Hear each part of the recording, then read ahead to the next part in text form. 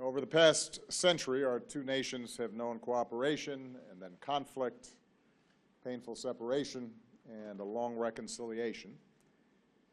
Now, more than 2 decades of normalized ties between our governments allows us to reach a new moment.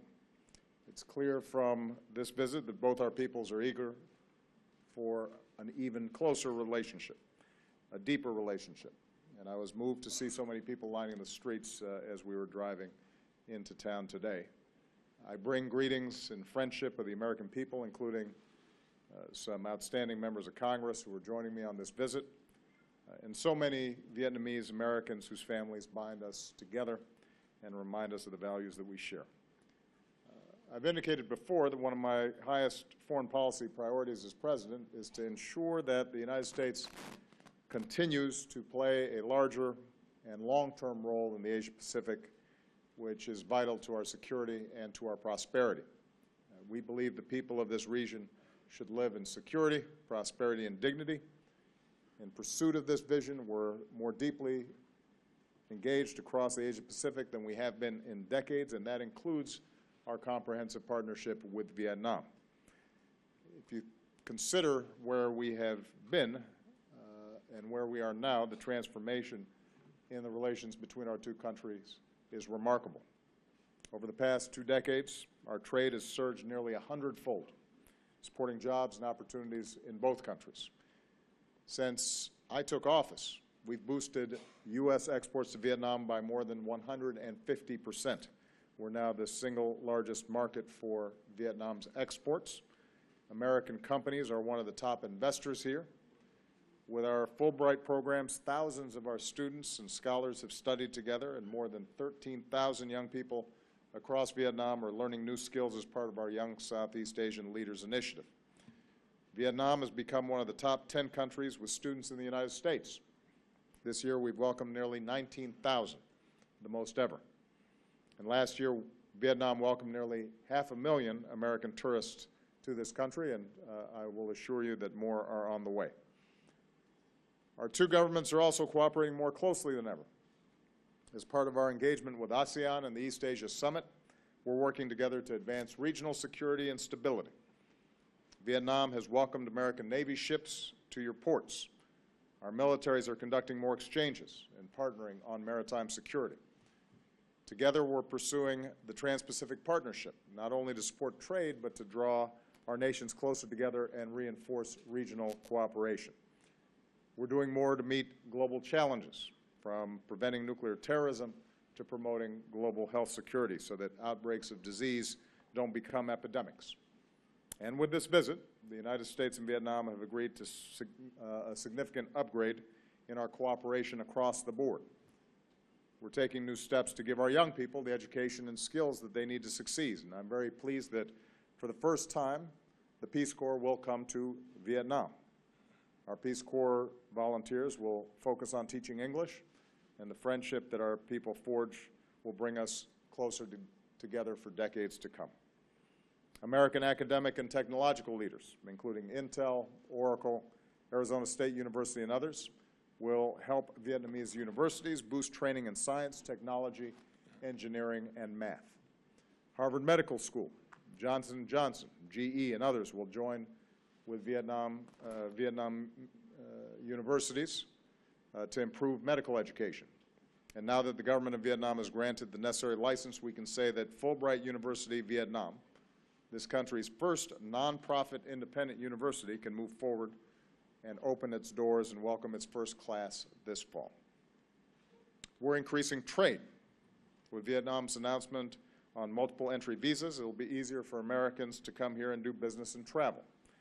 President Quang and I just attended a signing ceremony that many of you saw, where American and Vietnamese companies are moving ahead with a new commercial deals worth more than $16 billion. Boeing will sell 100 aircraft to Vietjet. Pratt & Whitney will sell advanced engines. GE Wind will partner with the Vietnamese government to develop more wind power. Deals like these are a win for both of our countries, helping to fuel Vietnam's economic growth and supporting tens of thousands of American jobs. We agreed to work to ratify and implement the Trans-Pacific Partnership as soon as possible. because it will support vital economic reforms here, further integrate Vietnam into the global economy, and reduce tariffs on American exports to Vietnam. And we discussed the high standards that Vietnam has committed to meet under TPP on labor, the environment, and intellectual property. And I conveyed that the United States is prepared to offer technical assistance to Vietnam as it works to fully implement these standards so that TPP delivers the benefits that our peoples expect. With regard to security, the United States will continue to do our part to address the painful legacy of war. On behalf of the American people, including our veterans, I want to thank the government and the people of Vietnam for the many years of cooperation to account for Americans missing in action. Solemn efforts that will continue together. We'll continue to help remove unexploded landmines and bombs. And now that our joint effort to remove dioxin, Agent Orange, from Da Nang Airport is nearly complete, the United States will help in the cleanup at Bien Hoa Air Base. We've agreed to continue deepening our defense cooperation, including patrol boats and training for Vietnam's Coast Guard, and to work more closely together in responding to humanitarian disasters. And I can also announce that the United States is fully lifting the ban on the sale of military equipment to Vietnam that has been in place for some 50 years. As with all our defense partners, sales will need to still meet strict requirements, including those related to human rights. But this change will ensure that Vietnam has access to the equipment it needs to defend itself, and it removes a lingering vestige of the Cold War. It also underscores the commitment of the United States to a fully normalized relationship with Vietnam, including strong defense ties with Vietnam and this region for the long term. More broadly, the United States and Vietnam are united in our support for a regional order, including in the South China Sea, where international norms and rules are upheld, where there is freedom of navigation and overflight, where lawful commerce is not impeded, and where disputes are resolved peacefully through legal means in accordance with international law.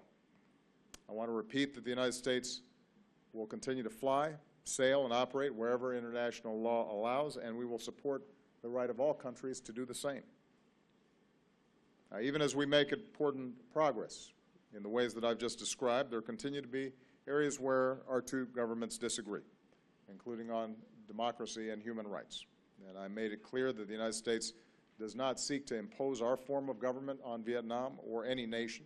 We respect Vietnam's sovereignty and independence.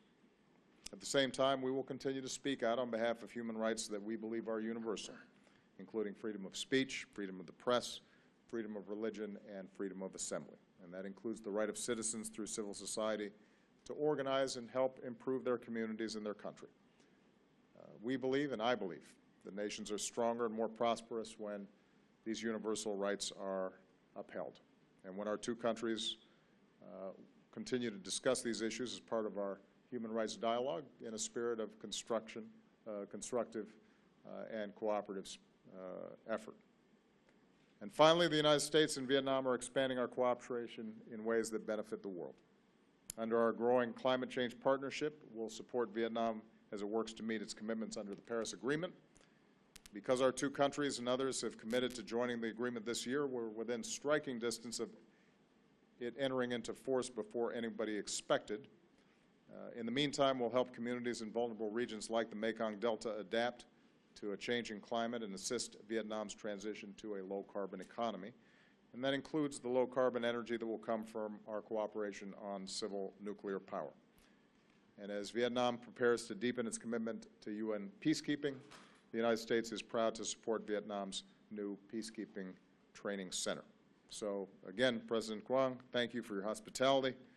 Thank you for our work together. I'm looking forward to the opportunity to visit with the Vietnamese people. Maybe I will enjoy some café soda. I believe that the relationship between the Vietnamese people and the United States can be one of the most important in this critical part of the world. And I believe that the upgrade in our ties that we've achieved today will deliver greater security, prosperity, and dignity for both of our peoples for many decades to come. To what extent do you see a need to build up Vietnam's military deterrent against China's behavior in the South China Sea as part of this decision? Could this include expanded U.S. access to Vietnamese ports, including Cam Ranh Bay? Directly for President Obama, to what degree will the U.S. decide on weapons sales based on human rights considerations? And for President Quang, how do you respond to the U.S. push for improved human rights situation in Vietnam? Well, Matt, the decision to lift the ban was not based on China or any other considerations. It was based on our desire to complete what has been a lengthy process of moving towards normalization with Vietnam. A process that began with some very courageous and difficult conversations decades ago, including led by our current Secretary of State, John Kerry, and Senators Tom Carper and John McCain, and a whole bunch of other Vietnam veterans, as well as their counterparts in the Vietnamese government. And over time, what we've seen is a progressive deepening and broadening of the relationship. And what became apparent to me and my administration at this point is that given all the work we do together across the spectrum of economic, trade, security, humanitarian efforts, that it was appropriate for us not to have a blanket across-the-board ban. Now, every sale that we make to everybody is viewed as a particular transaction, and we examine what's appropriate and what's not. And there's some very close allies of ours where we may not make a particular sale until we have a better sense of how that piece of equipment may end up being used. So we're going to continue to engage in the case-by-case evaluations of these sales. But what we do not have is a ban that's based on an ideological division between our two countries, because we think that at this stage both sides have established a level of trust and cooperation, including between our militaries, that is reflective of common interests and mutual respect. In fact, one of the things that's happened through this comprehensive partnership is a dialogue between the U.S. and Vietnamese military that we hadn't seen in a very long time. And you know, we already have U.S. vessels that have come here to port. We expect that there will be deepening cooperation between our militaries, oftentimes around how do we respond to humanitarian disasters in this region. There may be occasions in which that means that additional U.S. vessels might visit, but I want to emphasize that we will do so only at the invitation and with the cooperation of the Vietnamese government, fully respecting their sovereignty and their sensitivities. Now, there is, I think, a genuine mutual concern with respect to maritime issues between the United States and Vietnam, and I've made no secret of that. Vietnam, along with ASEAN, met at my invitation in Sunnylands, California, and we put forward a very clear statement that it is important for us to maintain the freedom of navigation and the governance of international norms and rules and law that have helped to create prosperity and promoted commerce and peace and security in this region. And it's my belief that with respect to the South China Sea, although the United States doesn't support any particular claim, we are supportive of the notion that these issues should be resolved peacefully, diplomatically, in accordance with international rules and norms, and not based on who's the bigger party and can throw their weight around a little bit more. At the same time, as I indicated in my initial statement, the United States is going to continue to fly and set courses for our ships as international law allows. Our hope is that ultimately various claimants and various disputes can be resolved, and we'll do everything that we can to promote that. In the meantime, part of our cooperation with Vietnam is to improve their maritime security posture for a whole host of reasons. But I want to emphasize that my decision to lift the ban really was more reflective of the changing nature of the relationship. Last point with respect specifically to human rights. As I indicated in my opening statement, this is an area where we still have differences.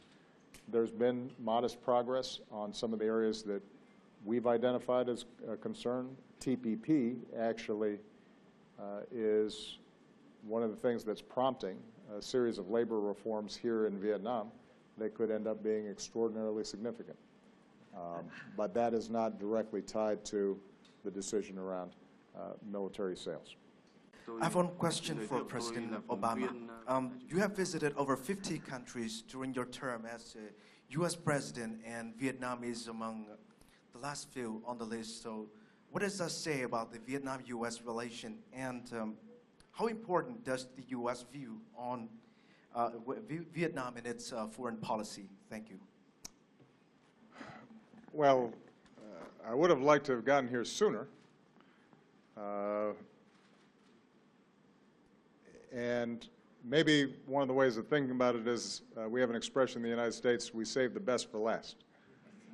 So it's a remarkable country, it's a beautiful country, and I've told the President that unfortunately when I visit, I'm usually in meetings all day long. So hopefully when I'm no longer President, I can come here with my family and I can spend a little more time and travel the country a little bit more and get to know the people and eat the food and have a more relaxing schedule. But the reason I'm here is because Vietnam is extremely important, not just to the region, but I think to the world. First of all, I think highlighting the changes that have taken place between our two countries, how just a generation ago we were adversaries and now we are friends, should give us hope, should be a reminder of the ability for us to transform relationships when we have a dialogue that's based on mutual interests and mutual respect and people-to-people exchanges. Second, Vietnam is a large, vital, growing country in a large, vital, and growing region of the world. I've said this before. The Asia-Pacific region is growing as fast as any place around the world. It is a young and dynamic region. It is full of entrepreneurial spirit, and you're seeing new companies and new jobs being created constantly. So the United States wants to be a part of that, and we historically have had good relations with many countries in this region. We want to make sure that as Vietnam grows and becomes more prosperous and achieves greater opportunity, that the young people of Vietnam have a chance to partner with the young people of the United States, trading, exchanging ideas, working on scientific projects, starting businesses together, because I think that will be good for both countries. And we think that it is important from our perspective that as a leader in ASEAN, that we engage Vietnam bilaterally because we want to continue to strengthen our cooperation with the multilateral organizations like the East Asia Summit and ASEAN, where we think we've seen some very real progress over the last several years on everything from commercial issues to disease control to humanitarian issues. One of the things that we increasingly discover is it's harder and harder to solve problems by ourselves. It's much easier for us to be able to tackle big problems like climate change or the outbreak of disease or responding to humanitarian disasters when we have an architecture of cooperation already established. So on all these fronts, we've seen remarkable progress. The announcements that we're making today, I think, should give people an indication of the next stage of the U.S.-Vietnamese relationship. These are big deals, all the things that we mentioned here today. And it indicates a broader and deeper relationship that I'm confident will continue to grow in the future. Our final question comes from Angela Greiling-Keene with Bloomberg. Thank you. Yeah. President Obama, the Trans-Pacific Partnership seems fairly stalled in Congress, and other countries are looking to follow the U.S. lead in terms of how they advance their approval of the agreement. With the deals today announced for Boeing and GE and your visit here to Vietnam, are you looking to change your strategy and how you seek approval for the Trans-Pacific Partnership in Congress? And do you think that the agreement should be amended to address currency manipulation? Secondly, President Obama, can you comment on the killing of Taliban leader Mullah Mansour and on Pakistan's concern about that strike happening on its soil? Can you also comment on whether this signals a new offensive in Afghanistan and whether you're concerned that an even more hardline leader might take his place? For President Quang, are you concerned about the lack of enthusiasm for the Trans-Pacific Partnership in the U.S. Congress and what that means for the deal in the end? And how do you respond to China's criticism of the U.S. pursuing what China says is a one-sided, selfish agenda in Asia that risks regional peace? So first of all, on TPP, Angela, I haven't been around as long as Senators Carper or Secretary Kerry, but I've spent enough time in the Senate to know that every trade deal is painful because folks are always seeing if they can get an even better deal, and especially when you have multiple parties involved. Folks are going to be scrutinizing it, they're going to be debating it, and in an election year, you can anticipate that some folks are going to try to score political points off it. Having said that, I remain confident we're going to get it done, and the reason I'm confident is because it's the right thing to do. It's good for the country, it's good for America, it's good for the region, it's good for the world. And I know I've sold this to you before, but let me reiterate. This is the fastest growing part of the world. This represents an enormous market for the United States. Most countries here already sell their stuff to the United States, and we have relatively low tariffs. In other words, we put relatively low taxes on goods that are coming in to the United States. In contrast, tariffs are significantly higher for U.S. goods being sold here. So a deal that gets rid of 18,000 taxes on U.S. goods into the largest, fastest growing markets of the world, that's a good deal for American businesses and American workers. Number two, one of the biggest complaints about trade deals historically has been that it opens up our markets to countries with lower wages, harsher labor practices, less environmental regulation.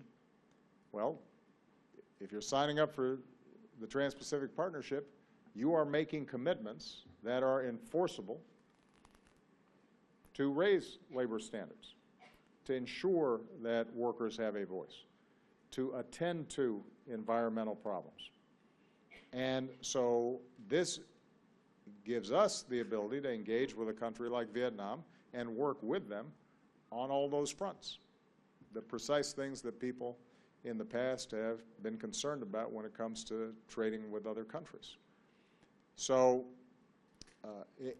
I have not yet seen a credible argument that once we get TPP in place, we're going to be worse off. We are demonstrably better off.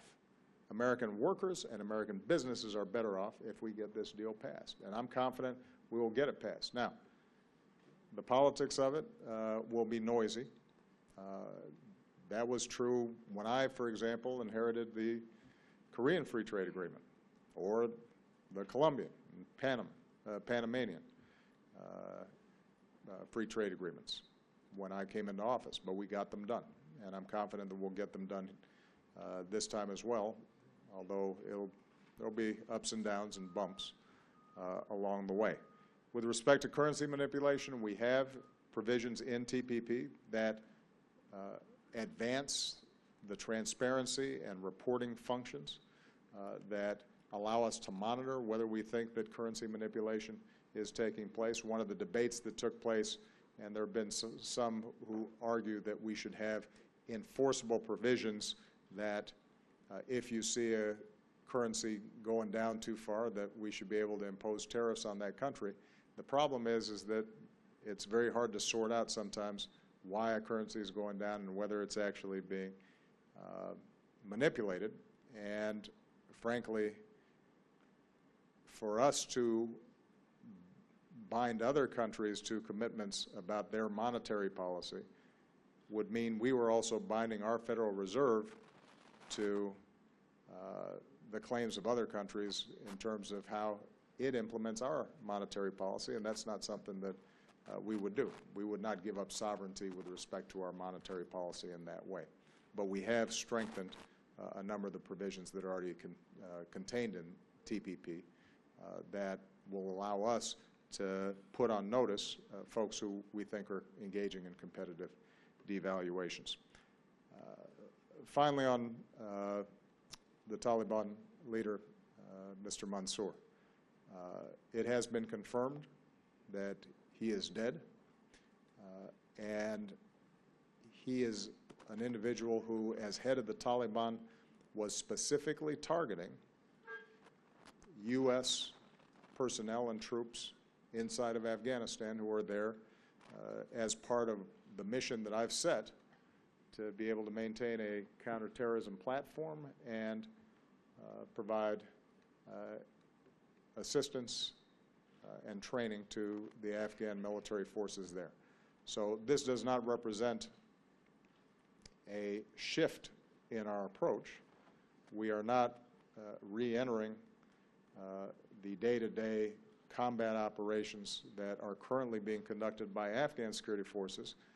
Our job is to help Afghanistan secure its own country, not to have our men and women in uniform engage in that fight for them.